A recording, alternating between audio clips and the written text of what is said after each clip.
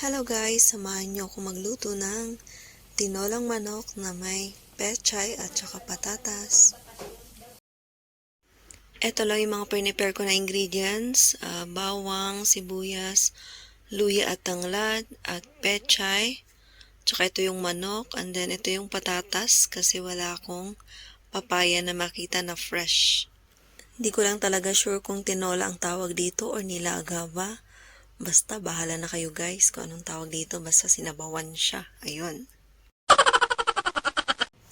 At simulan na nga natin yung pagluluto guys. Painitin lang yung mantika, and then pag mainit na, ilagay ang bawang, and then sunod yung sibuyas at saka luya.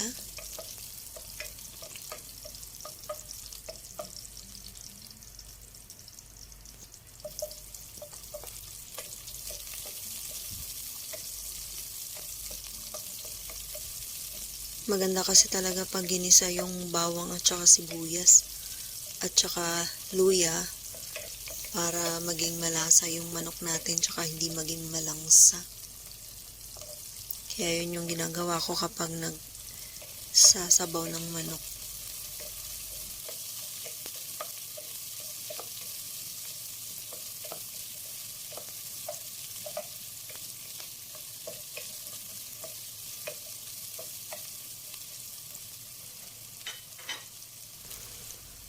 At ayun, at kapag medyo nag-brown na nga sila, ay pwede na nating ilagay ang manok.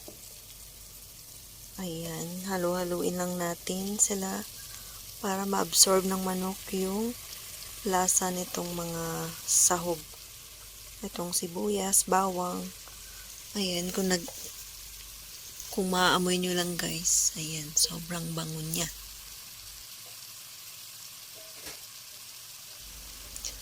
Bale, buong manok nga pala to guys na kinatay ko. Ayan, hiniwa-hiwa ko into bite size.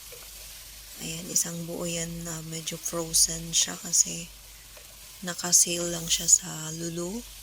2 pieces na sa 19 yata. 19 dirhams. Ayun, times nyo lang sa 15. Ayan, sa mga kababayan natin nasa Pinas. Magkano nga ba yung 19 times 15? Yun ang presyo niya in peso. Bali, 2 pieces na siya. Mga 1 kg ang isang perasong manok. After ko nga palang igisa ang manok is tinakpan ko siya ng takip niya, takip ng kaldero. Para lumabas yung sarili niyang katas. Bali, hindi ko muna siya nilagyan ng tubig. Kasi magkakatas muna siya. Ayan, halo-halo. Para ma-absorb nyo yung lasa ng ating mga ingredients. Ayan, pampalasa. Para hindi siya malangsa pati. At ayan nga, nilagyan ko na siya ng konting asin. Pinatakan ko na siya ng konting asin. Ayan, tansyahin nyo lang guys.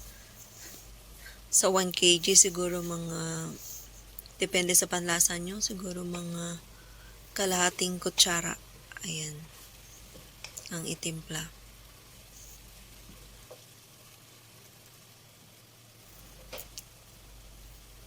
And then, after nyan is, ilalagay ko na yung patatas. Kasi, para maluto na rin siya. Kasabay ng manok. Kasi gusto ko sa patatas is yung medyo durog, ganyan. Ayoko nang magka-crunchy siya. Gusto ko lutong-luto yung patatas, kung pwede lang durog na lang siya. Ayan. Tsaka para malapot din yung sabaw. At ayan, nilagyan ko na nga ng konting sabaw. Yung sabaw is depende sa inyo guys kung gaano kadami yung gusto nyo. Ayan, sa akin yung medyo lampas lang sa laman niya. At sabay ko na rin palang pakuluan itong tanglad. Ayan, yan yung favorite ko sa tinola na ayoko talagang mawala kapag tinola. Gusto ko may tanglad kasi ang bango at saka ang lasang-lasa niya. Kahit nung bata ako, yung tinola namin is laging may tanglad. Lalo na yung fresh na manok, yung kinatay na manok, yung native.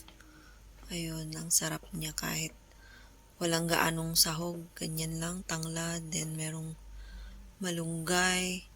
Ayun, swak na. May ibang version na pala ako ng tinola guys. Hanapin nyo lang sa baba sa ibang videos ko. Tinolang manok na may papaya at saka malunggay. Yun, ang sarap din nun kasi fresh yung papaya galing sa puno ng kapitbahay. Charot. Nung nasa bakasyon ako sa Pinas last year, yun, may nagbigay ng papaya sa amin galing sa puno nila. Ang sarap. Back tayo sa tinola ngayon. Ayan, nilagyan ko na siya ng sili. Ayan, dalawa lang. Display lang yan kasi mahina naman talaga ako sa maanghang. Gusto ko lang may sili para yung aroma niya is merong something na sili. Ayan. And then nilagyan ko na rin siya ng paminta, pampalasa.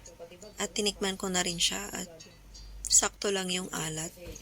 Kaya kayo tikman nyo na lang siya guys kung maalat ba or okay na or sobrang alat. Ayan, pag sobrang alat, medyo dagdagan nyo na lang ng sabaw guys para mabawi yung alat niya kasi ang hirap naman ng maalat, sobrang alat.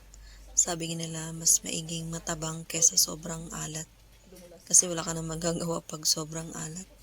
Medyo mahirap siyang iremedyo. At ayun na nga, since luto na yung manok tsaka patatas, nilagay ko na yung pechay. Ayan yung pechay na green, fresh na fresh. Saan nga ba yan? From Lulu or Carrefour? From Lulu din. Nakalimutan ko na kasi ang tagal na nito guys. Ngayon ko lang siya na-edit. At ayan, ready na ang ating tinolang manok na may pechay at saka patatas. At ready nyo na rin yung napakarami yung kanin kasi ang sarap niyang kainin. Ayan, may sabaw kahit mainit. Kahit tag-init dito, masarap pa rin ang sabaw. Ayan, shout out to everyone. Thank you for watching. Shout out kay Aga Cesar Vlogs. Please follow my FB page and subscribe my YouTube channel, Chan Vlogs. Please like and share my videos. Thank you so much. Bye.